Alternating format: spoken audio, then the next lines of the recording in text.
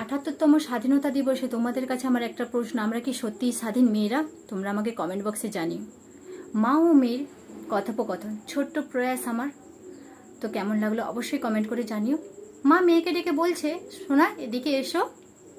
মেয়ে বলছে, কেন মা? না তুমি কি নিয়ে পড়তে চাও? কেন মা? ডক্টর হব, ডাক্তারই পড়বো। না সোনা, তোমাকে ডাক্তার হতে হবে না। কেন মা? তোমরাই তো বলেছিলে আমি ডক্টর হব, মানুষের পাশে দাঁড়াবো, সমাজের পাশে দাঁড়াবো। না সোনা, তুমি ডক্টর হতে হবে না, তুমি ইঞ্জিনিয়ার অথবা টিচার হও। না মা, আমি ডাক্তার হব, কারণ আমি মানুষের পাশে দাঁড়াতে চাই। তুমি ভয় পাচ্ছ মা? কেন ভয় পাচ্ছ? এই আরজি করের ঘটনাটা নিয়ে? এরকম ঘটনা মা প্রতিনিয়ত ঘটে চলছে গ্রামে গঞ্জে, তার খবর আমরা পাই না। আরজি করের ঘটনাটা আজ আমাদের সামনে এসেছে, তাই আমরা জানতে পাচ্ছি মা। আমরা এর বিরুদ্ধে প্রতিবাদ করব।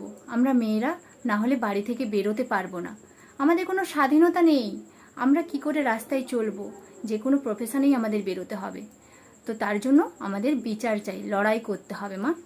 কালকে আমরা বেরিয়েছিলাম রাত্রি 12টায়, ছেলে মেয়ে উভয়ে সবাই প্রতিবাদ করেছি, এর বিচার চাই।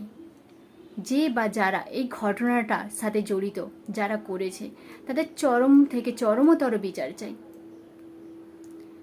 এরকম ঘটনা যেন না হয়। আর দ্বিতীয়বার এরকম ঘটনা কারো যদি মাথায় আসে করার কথা ভাবে, সেজন্য এই শাস্তির কথা মাথায় রেখে পিছু পা হয়, এমনই চরমতর শাস্তি চাই। না সোনা, তুমি যদি হারিয়ে যাও তো আমাদের কি হবে? তার দায় কে নেবে? হসপিটাল নেবে না ডাক্তার নেবে? আর প্রশাসনের কথা তো বাদই দিলাম, ওরা তো টাকা দিয়ে সমস্ত কিছু ধামাচাপা দিয়ে দেয়।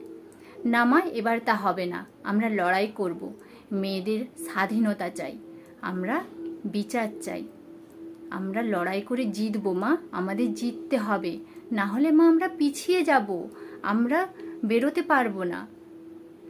তোমাদের কি মতামত তোমরা অবশ্যই আমাকে জানিও। ধন্যবাদ।